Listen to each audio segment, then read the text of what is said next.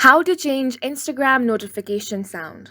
Open your Instagram application and then go to the profile icon at the bottom right corner and then tap on the three lines at the top right corner of your screen.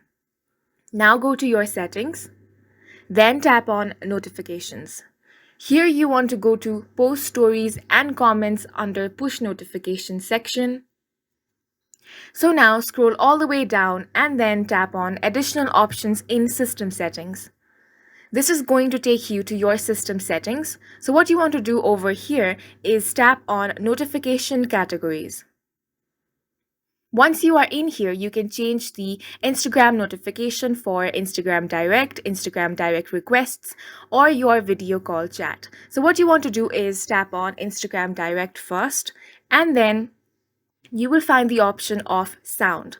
So tap on it, and then you will find lots and lots of options to choose from. So you can choose whichever sound that you want and your notification will be changed. And that is it for this video. We hope you found it helpful. Please make sure to hit the like button and subscribe for more helpful tutorials.